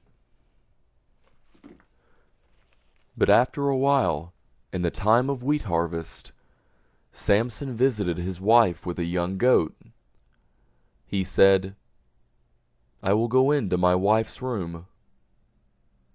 But her father would not allow him to go in. Her father said, "I most certainly thought that you utterly hated her, therefore I gave her to your companion. Isn't her younger sister more beautiful than she? Please take her instead." Samson said to them, "This time I will be blameless in the case of the Philistines when I harm them." Samson went and caught 300 foxes, and took torches, and turned tail to tail, and put a torch in the middle between every 2 tails. When he had set the torches on fire, he let them go into the standing grain of the Philistines, and burn up both the shooks and the standing grain, and also the olive groves. Then the Philistines said, "Who has done this?"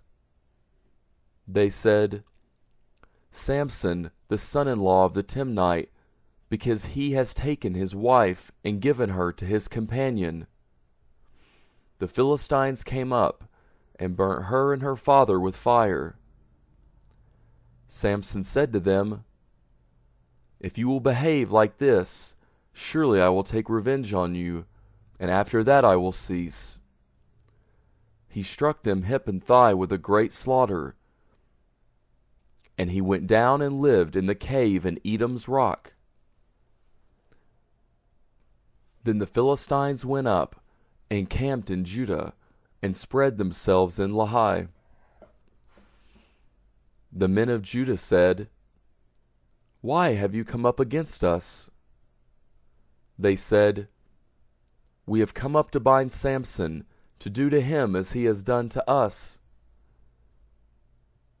Then 3,000 men of Judah went down to the cave in Edom's rock, and said to Samson, "Don't you know that the Philistines are rulers over us? What then is this that you have done to us?" He said to them, "As they did to me, so have I done to them." They said to him, "We have come down to bind you, that we may deliver you into the hand of the Philistines." Samson said to them, "Swear to me that you will not attack yourselves." They spoke to him, saying, "No, but we will bind you securely, and deliver you into their hands, but surely we will not kill you." They bound him with 2 new ropes, and brought him up from the rock. When he came to Lehi, the Philistines shouted as they met him. Then Yahweh's Spirit came mightily on him, and the ropes that were on his arms became as flax that was burnt with fire, and his bands dropped from off his hands. He found a fresh jawbone of a donkey, put out his hand, took it, and struck 1,000 men with it. Samson said, With the jawbone of a donkey, heaps on heaps. With the jawbone of a donkey have I struck 1,000 men. When he had finished speaking, he threw the jawbone out of his hand, and that place was called Ramath-lehi. He was very thirsty, and called on Yahweh, and said, You have given this great deliverance by the hand of your servant, and now shall I die of thirst, and fall into the hands of the uncircumcised. But God split the hollow place that is in Lehi, and water came out of it. When he had drunk, his spirit came again, and he revived. Therefore its name was called En-hakkore, which is in Lehi, to this day. He judged Israel 20 years in the days of the Philistines. Chapter 16. Samson went to Gaza, and saw there a prostitute, and went into her. The Gazites were told, Samson is here. They surrounded him, and laid wait for him all night in the gate of the city, and were quiet all the night, saying, Wait until morning light, then we will kill him. Samson lay until midnight, and arose at midnight, and laid hold of the doors of the gate of the city, and the 2 posts, and plucked them up, bar and all, and put them on his shoulders, and carried them up to the top of the mountain that is before Hebron.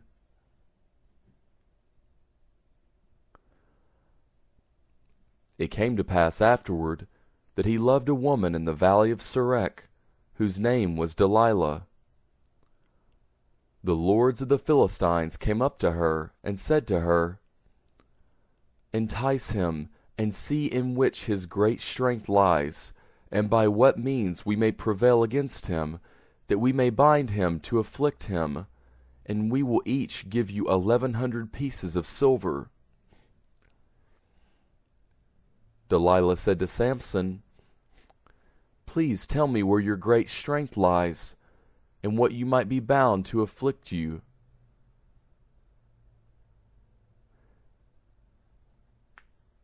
Samson said to her, If they bind me with 7 green cords that were never dried, then shall I become weak and be as another man. Then the lords of the Philistines brought up to her 7 green cords which had not been dried, and she bound him with them. Now she had an ambush waiting in the inner room. She said to him, The Philistines are on you, Samson. He broke the cords as a string of tow is broken when it touches the fire. So his strength was not known. Delilah said to Samson, Behold, you have mocked me and told me lies. Now please tell me with which you might be bound.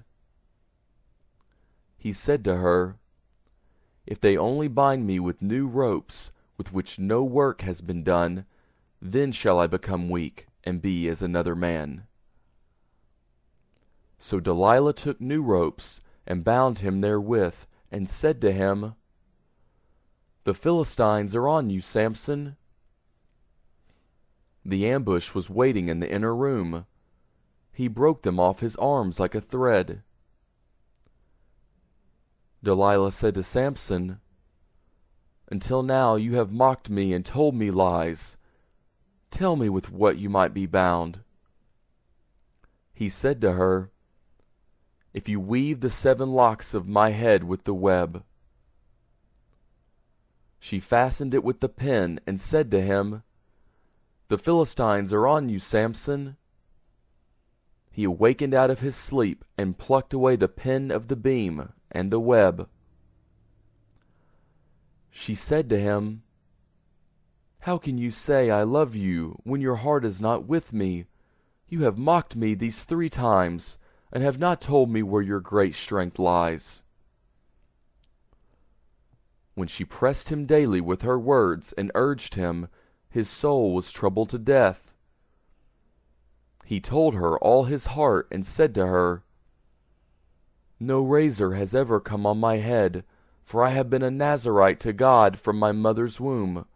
If I am shaved, then my strength will go from me, and I will become weak and be like any other man."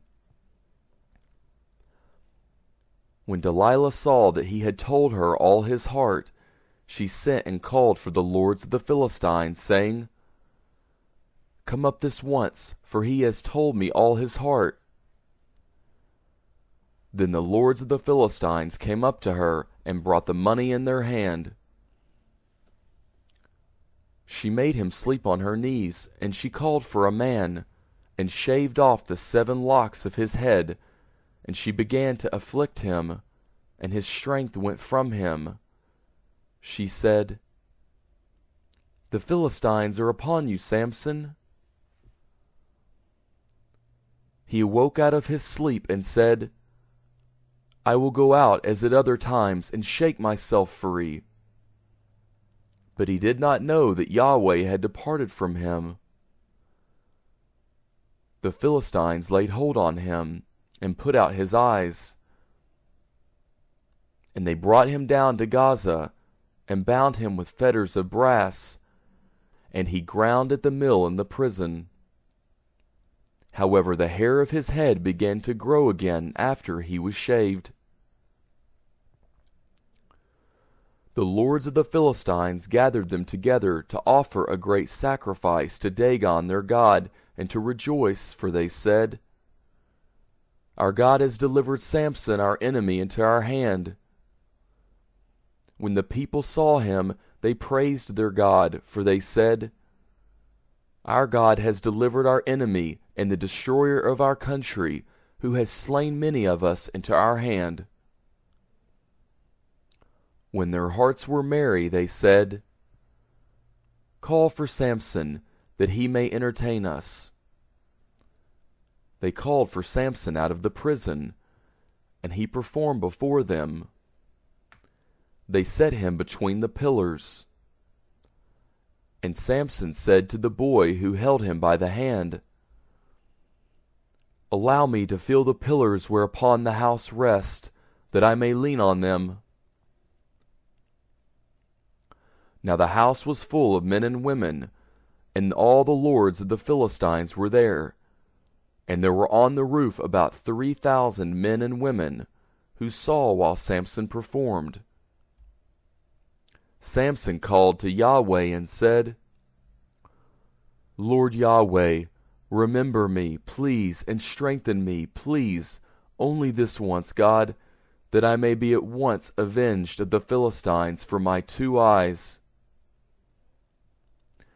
Samson took hold of the 2 middle pillars on which the house rested, and leaned on them, the one with his right hand, and the other with his left. Samson said, "Let me die with the Philistines." He bowed himself with all his might, and the house fell on the lords, and on all the people who were therein. So the dead that he killed at his death were more than those who he killed in his life. Then his brothers and all the house of his father came down, and took him, and brought him up, and buried him between Zorah and Eshtaol, in the burial site of Manoah his father. He judged Israel 20 years. Chapter 17. There was a man of the hill country of Ephraim, whose name was Micah. He said to his mother, "The 1,100 pieces of silver that were taken from you, about which you uttered a curse, and also spoke it in my ears, behold, the silver is with me. I took it." His mother said, "May Yahweh bless my son." He restored the 1,100 pieces of silver to his mother. Then his mother said, I most certainly dedicate the silver to Yahweh from my hand for my son, to make an engraved image and a molten image. Now therefore I will restore it to you."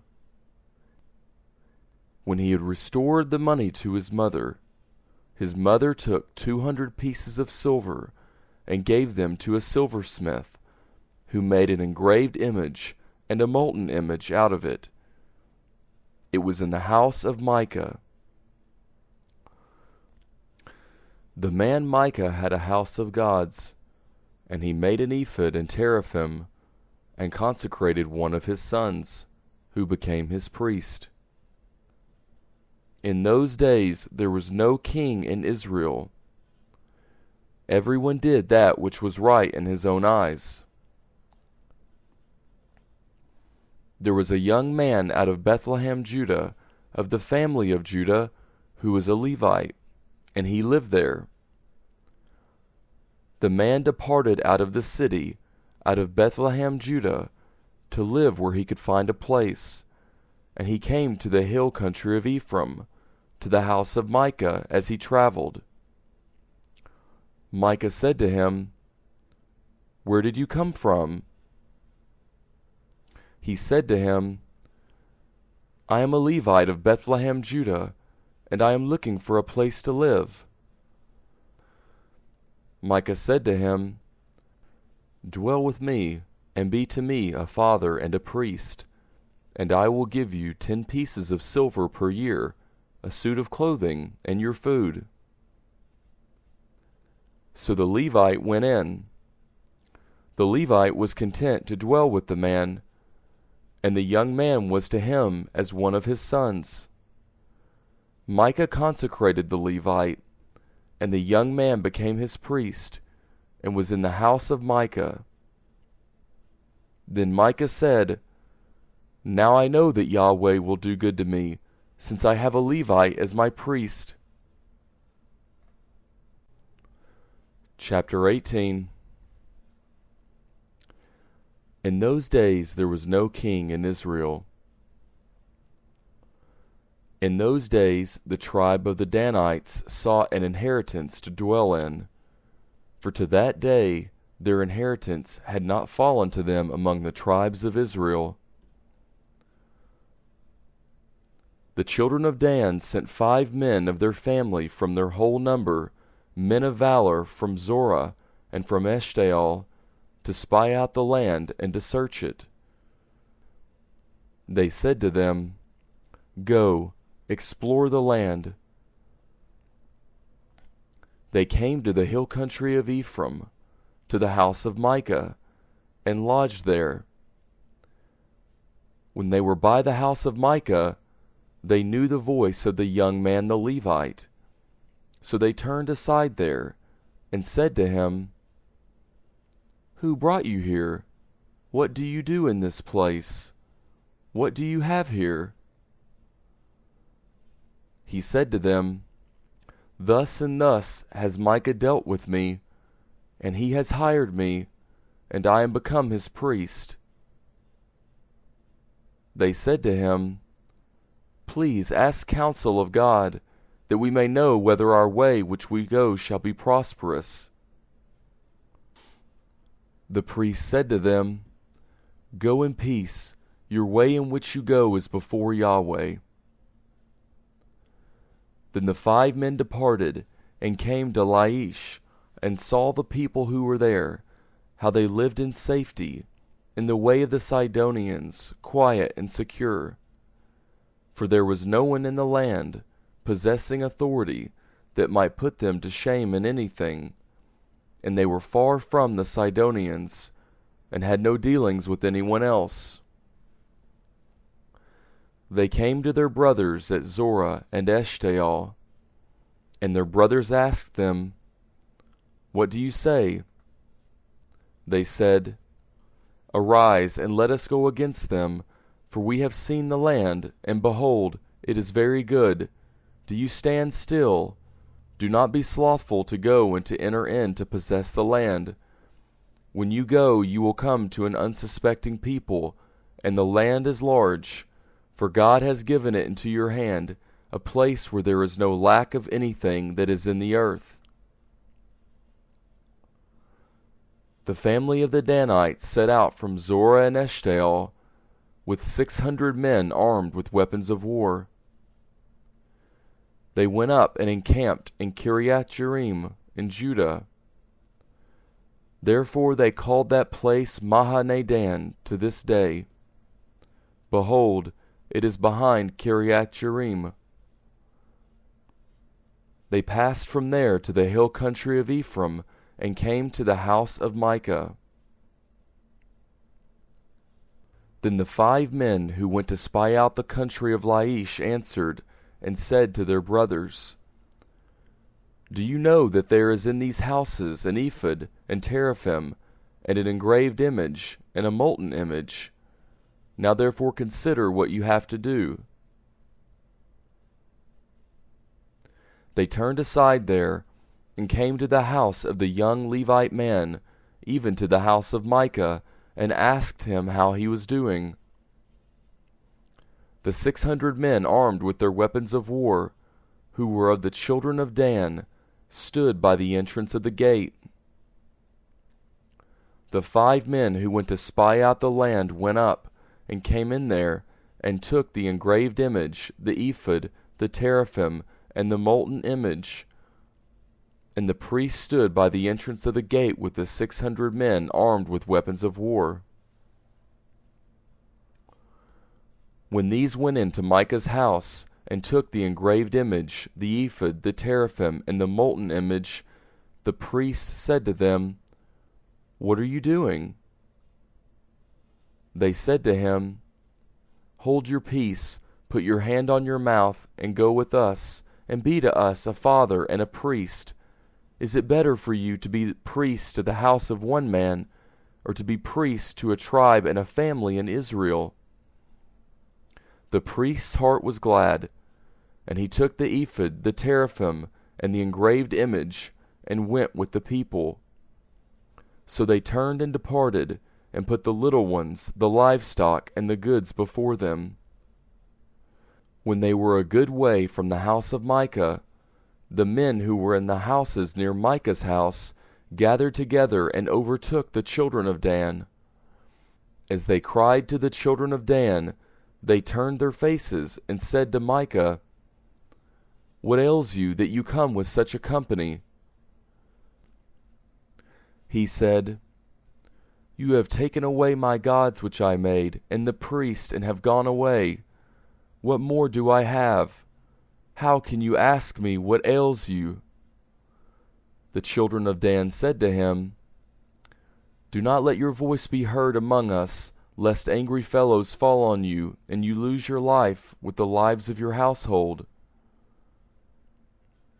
The children of Dan went their way, and when Micah saw that they were too strong for him, he turned and went back to his house.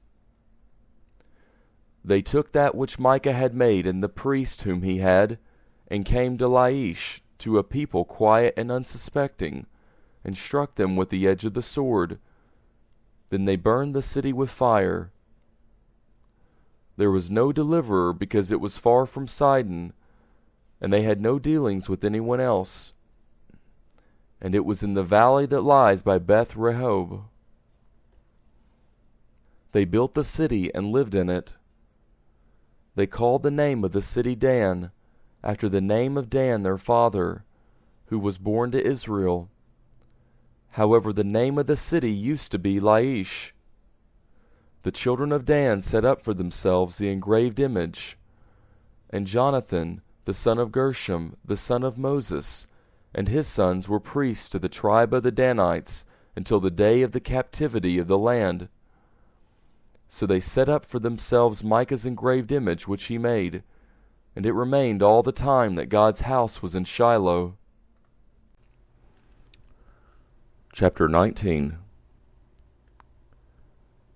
And it came to pass in those days, when there was no king in Israel, that there was a certain Levite sojourning on the side of Mount Ephraim, who took to him a concubine out of Bethlehem, Judah.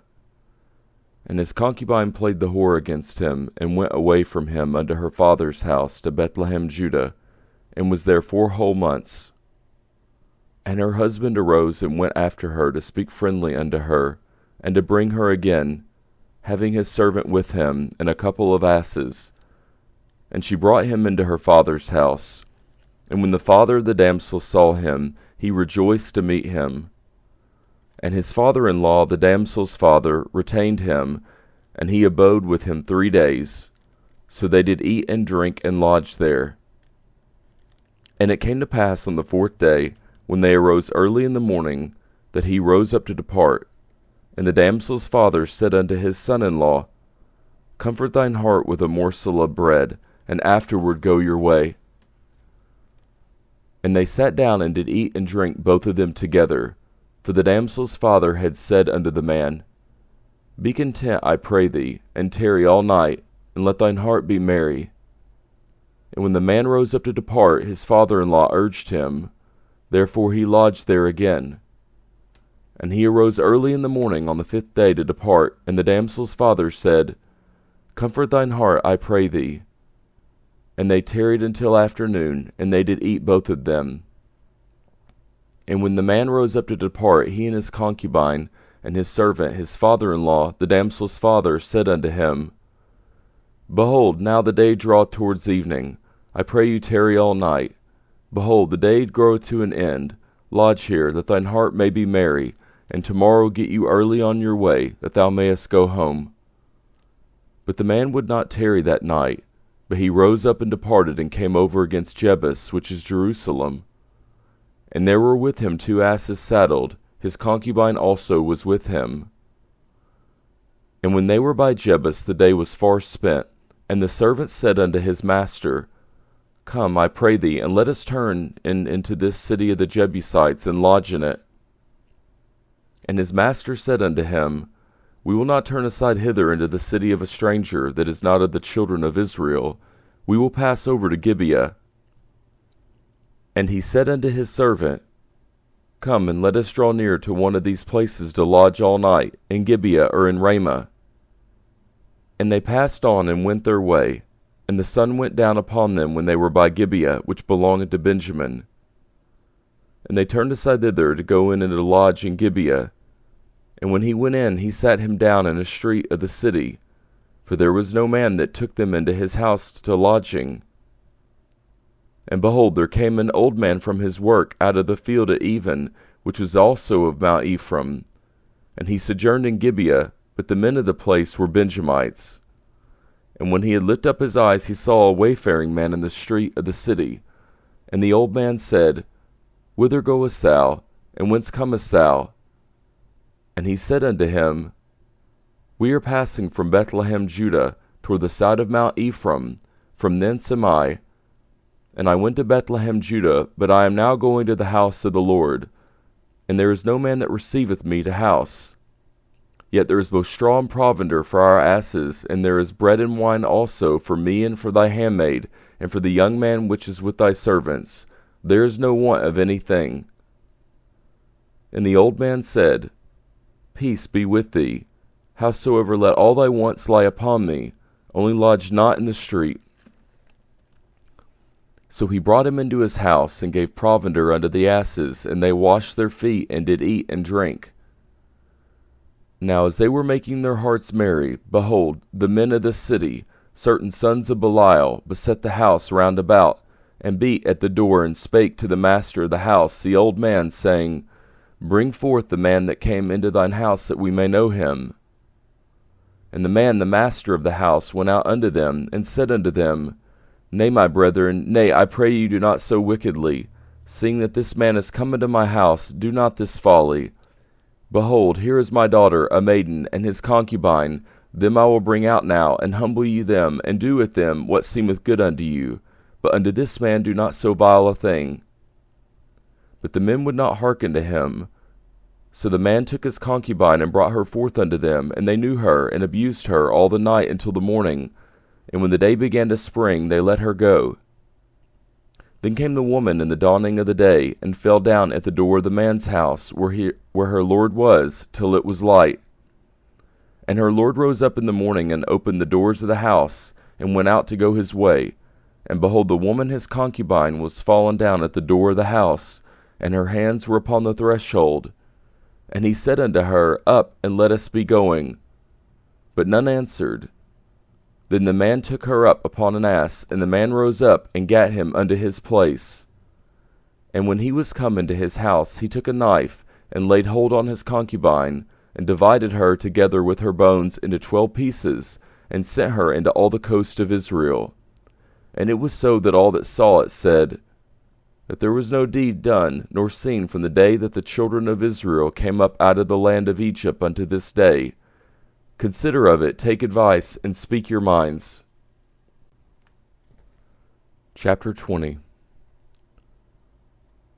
Then all the children of Israel went out, and the congregation was gathered together as one man, from Dan even to Beersheba, with the land of Gilead, unto the Lord in Mizpah.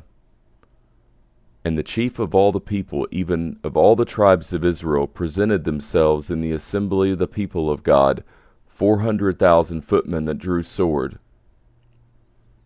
Now the children of Benjamin heard that the children of Israel were gone up to Mizpah.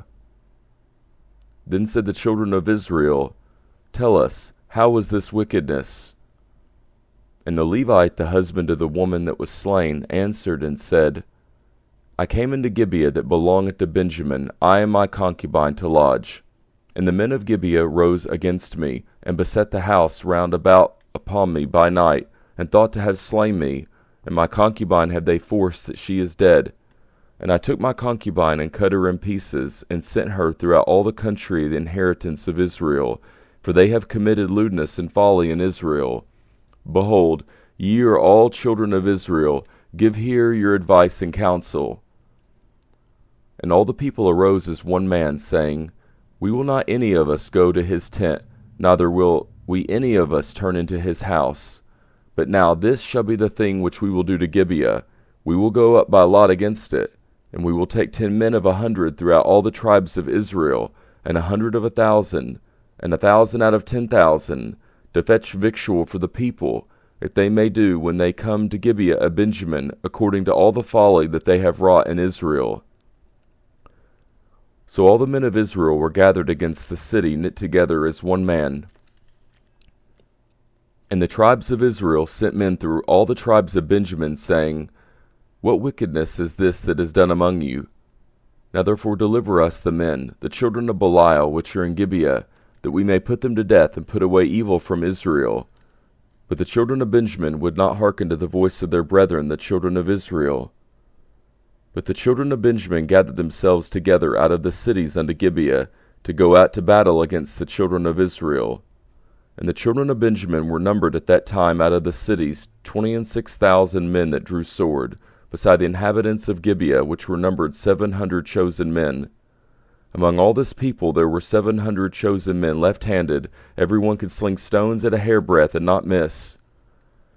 And the men of Israel beside Benjamin were numbered 400,000 men that drew sword. All these were men of war. And the children of Israel arose and went up to the house of God, and asked counsel of God, and said, Which of us shall go up first to the battle against the children of Benjamin? And the Lord said, Judah shall go up first. And the children of Israel rose up in the morning, and encamped against Gibeah. And the men of Israel went out to battle against Benjamin, and the men of Israel put themselves in array to fight against them at Gibeah. And the children of Benjamin came forth out of Gibeah, and destroyed down to the ground of the Israelites that day 22,000 men. And the people, the men of Israel, encouraged themselves, and set their battle again in array, in the place where they put themselves in array the first day. And the children of Israel went up and wept before the Lord until even, and asked counsel of the Lord, saying, Shall I go up again to battle against the children of Benjamin, my brother? And the Lord said, Go up against him. And the children of Israel came near against the children of Benjamin the second day. And Benjamin went forth against them out of Gibeah the second day, and destroyed down to the ground of the children of Israel again 18,000 men. All these drew the sword.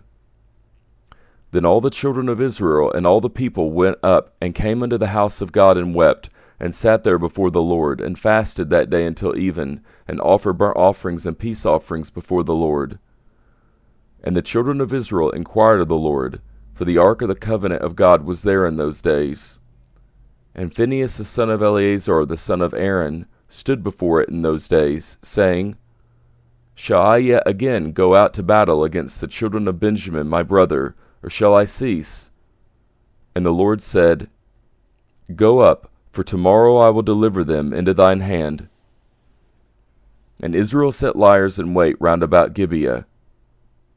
And the children of Israel went up against the children of Benjamin on the third day, and put themselves in array against Gibeah as at other times. And the children of Benjamin went out against the people, and were drawn away from the city. And they began to smite of the people, and kill as at other times in the highways, of which one goeth up to the house of God, and the other to Gibeah in the field, about 30 men of Israel.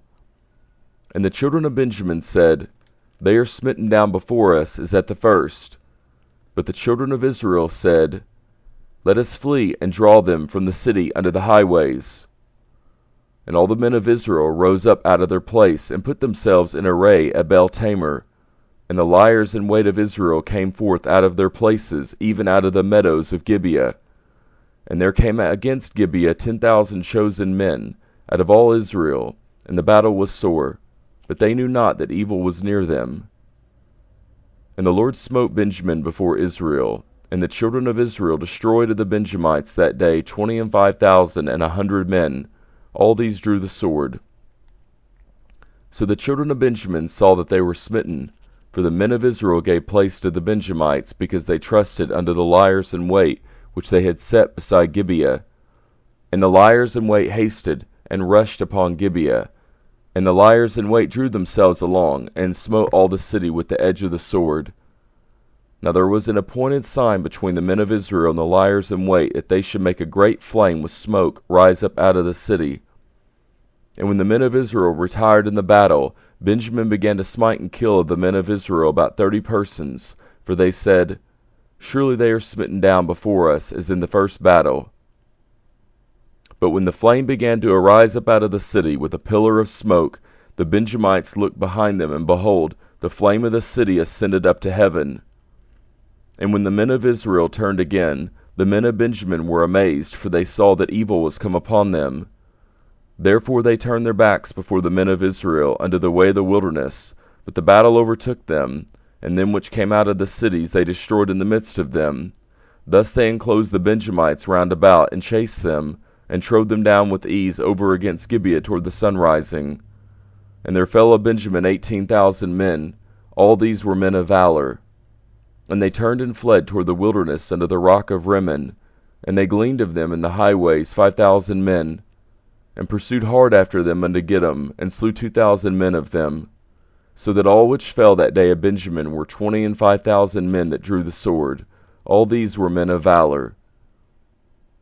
But 600 men turned and fled to the wilderness unto the rock Rimmon, and abode in the rock Rimmon 4 months. And the men of Israel turned again upon the children of Benjamin, and smote them with the edge of the sword, as well the men of every city, as the beast and all that came to hand. Also they set on fire all the cities that they came to. Chapter 21. Now the men of Israel had sworn in Mizpah, saying, There shall not any of us give his daughter unto Benjamin to wife. And the people came to the house of God, and abode there till even before God, and lift up their voices, and wept sore, and said, O Lord God of Israel, why is this come to pass in Israel, that there should be today one tribe lacking in Israel? And it came to pass on the morrow that the people rose early, and built there an altar, and offered burnt offerings and peace offerings. And the children of Israel said, Who is there among all the tribes of Israel that came not up with the congregation unto the Lord? For they had made a great oath concerning him that came not up to the Lord to Mizpah, saying, He shall surely be put to death. And the children of Israel repented them for Benjamin their brother, and said, There is one tribe cut off from Israel this day. How shall we do for wives for them that remain, seeing we have sworn by the Lord that we will not give them of our daughters to wives? And they said, What one is there of the tribes of Israel that came not up to Mizpah to the Lord? And behold, there came none to the camp from Jabesh Gilead to the assembly. For the people were numbered, and behold, there were none of the inhabitants of Jabesh Gilead there. And the congregation sent thither 12,000 men of the valiantest, and commanded them, saying, Go and smite the inhabitants of Jabesh Gilead with the edge of the sword, with the women and the children. And this is the thing that ye shall do. Ye shall utterly destroy every male and every woman that hath line by man. And they found among the inhabitants of Jabesh Gilead 400 young virgins that had known no man by lying with any male. And they brought them unto the camp to Shiloh, which is in the land of Canaan. And the whole congregation sent some to speak to the children of Benjamin that were in the rock Rimmon, and to call peaceably unto them. And Benjamin came again at that time, and they gave them wives which they had saved alive of the women of Jabesh Gilead. And yet so they sufficed them not. And the people repented them for Benjamin, because that the Lord had made a breach in the tribes of Israel. Then the elders of the congregation said, How shall we do for wives for them that remain, seeing the women are destroyed out of Benjamin? And they said, There must be an inheritance for them that be escaped of Benjamin, that a tribe be not destroyed out of Israel. Howbeit we may not give them wives of our daughters, for the children of Israel have sworn, saying, Cursed be he that giveth a wife to Benjamin. Then they said, Behold, there is a feast of the Lord in Shiloh yearly, in a place which is on the north side of Bethel, on the east side of the highway that goeth up from Bethel to Shechem, and on the south of Lebanon. Therefore they commanded the children of Benjamin, saying, Go and lie in wait in the vineyards, and see and behold, if the daughters of Shiloh come out to dance in dances, then come ye out of the vineyards, and catch ye every man his wife of the daughters of Shiloh, and go to the land of Benjamin. And it shall be, when their fathers or their brethren come unto us to complain, that we will say unto them, Be favorable unto them for our sake, because we reserve not to each man his wife in the war, for ye did not give unto them at this time, that ye should be guilty. And the children of Benjamin did so, and took them wives according to their number of them that danced, whom they caught. And they went and returned unto their inheritance, and repaired the cities, and dwelt in them. And the children of Israel departed thence at that time, every man to his tribe and to his family, and they went out from thence every man to his inheritance. In those days there was no king in Israel. Every man did that which was right in his own eyes.